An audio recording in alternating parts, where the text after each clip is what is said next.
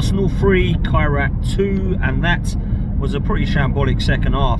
I felt like it was lackluster. I don't think that we really looked anything like the Arsenal we wanted to be. I saw predictions from people saying 5s, 6s, even 7s, and we beat them 3-2. Now, they scored at the end and we gave away a penalty. Calafiori obviously giving that away, but for me it wasn't convincing in parts going forward. It was almost like Arsenal were trying to score the perfect goal tonight. I don't know why we weren't taking more shots. I don't know why we weren't trying to actually cross it in and give it more of a kind of convincing attack. It was poor. The first half, I'm going to big up Kai Havertz. I actually thought he played pretty well. I know he came off and obviously he's only just come back from injury, but I actually thought him and Victor Gyökeres together were looking like they were combining quite well in the first half, and Kai Havertz was probably one of the better players. The second half, I'm going to give it to Martinelli because I thought he was good, but that's pretty much where it stops. Maybe Christian Norgard can walk off today with his head held high, and Mosquera is pretty good at the back at times when called upon, but other than that, I didn't think it was great again today, and I've got to kind of question some of the individual performances. This is a great opportunity to batter down the door and say I need to start. This is a great opportunity to knock on the door of Mikel Arteta and say that you really should be playing me.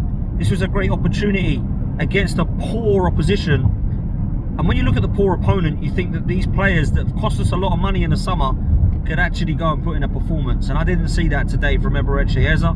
I thought every time he got the ball he slowed it down, spun on it, sprayed it wide. Amazing opportunities to score today, shoot today, didn't do neither.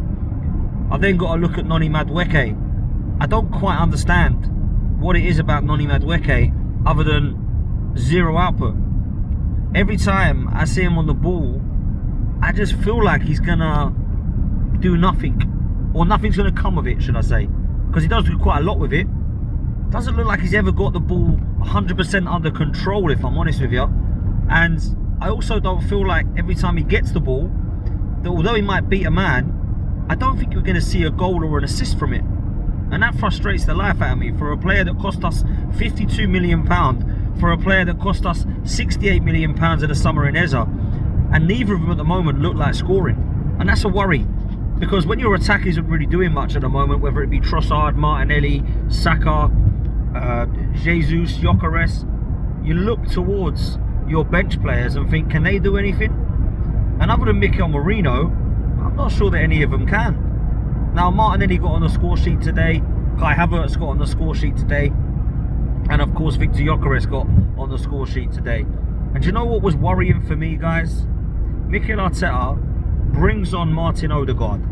He brings on Martin Odegaard because he believes that the performances ain't been great of late, but do you know what? If you can't do it against Kairat, then when can you do it?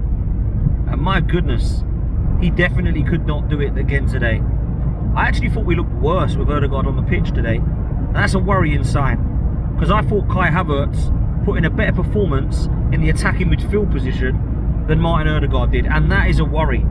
Now, I was speaking to a few people in the concourse and in the pub before the game, and they said, you know what, I don't like Kai Havertz in midfield, but I get why we're seeing it, because we're seeing something different.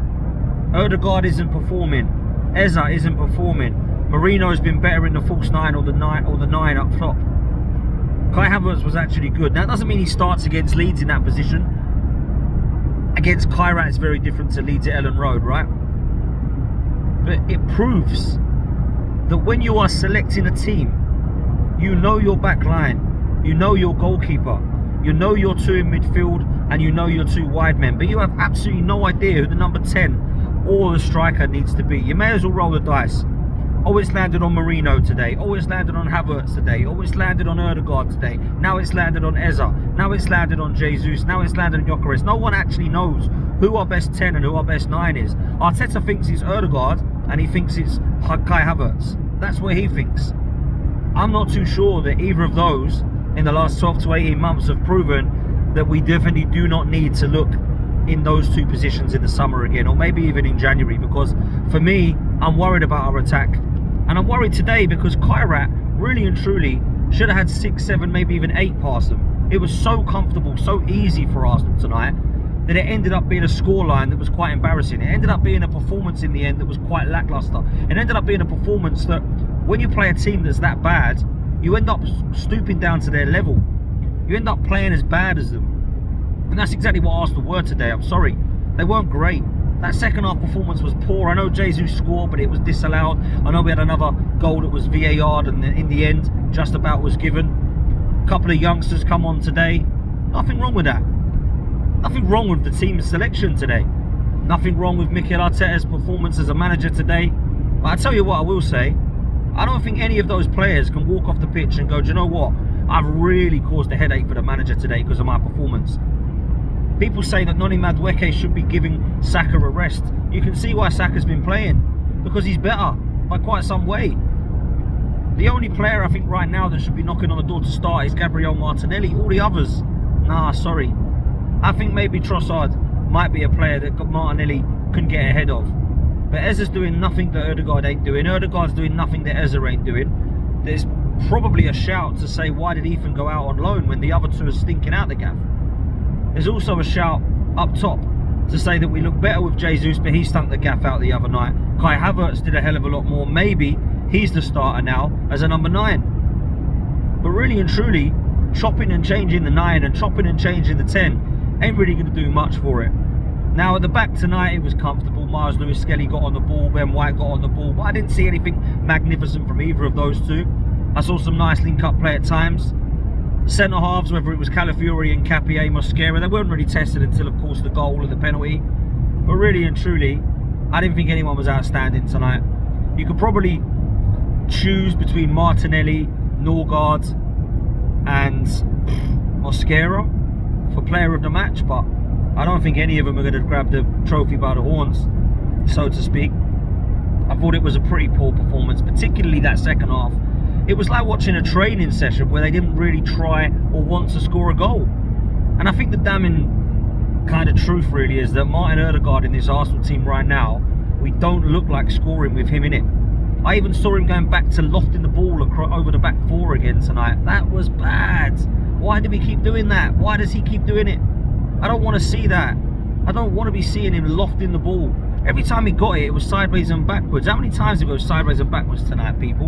And when we did go sideways, he'd get it out to the wing, and they cut back and go sideways again. Backwards, sideways. It was poor. It was actually at one stage boring. I was actually looking at the clock thinking, how long's left of this? Because this is bad. This should be comfortable tonight. Anybody predict 3-2? We conceded 2 goals against Kairat, which is basically equaled what we've conceded in the whole competition so far, which was 2 goals. So when you're shipping 5 goals at home in the last 2 games, defensively you then got a question, are we the best? Because that's not been 2 good performances there, I've got to be honest with you. And I was saying to a friend of mine, when was the last time we actually played really well? When was the last time? Inter Milan, but there was no pressure on that. When was the last Premier League game that we played well? So although you can't moan because 8 in 8 is unbelievable, 24 points in 8 games in the Champions League is phenomenal. 4 points clear in the Premier League, in both the cups. But I need to see better performances from this Arsenal side. I'm sorry, I do. I can't sit there and say I'm really happy with what I've seen in the last few weeks. I need to see more. And people might say I'm moaning and negative because you've scored 3 goals, but really and truly I need to see more. I'm not enjoying watching Arsenal right now. And those that think it's spoilt brat time, go for it. But I need to see more because I'm not sure the performances like that are going to do much against Leeds. I'm not sure the performances like that are going to be able to go on a run against teams like Sunderland and Brentford and Brighton and these teams we've got coming up that are difficult. Sorry, we're playing Colin McRae Rally in the car at the moment, people. I don't feel like we're in a position right now where we can be confident going into these games. And that's because the attack just isn't clicking. There's nothing that I can think that we can do either. We've got the players. The players should be able to do it. But right now, Mikel Arteta isn't able, for whatever reason, to get the best out of that front 4. I'm probably going to go over front 4 against Leeds of Saka on the right, Martinelli on the left. I'm probably going to go with Jesus through the middle, and I'm probably going to go with Eze in the 10. But I really and truly don't know if that's going to do much. Maybe Marino has to come in. Maybe Havertz has to start. Because something needs to change. I can't keep seeing this. Do me a favour, hit the like button, hit subscribe. See you on the next one.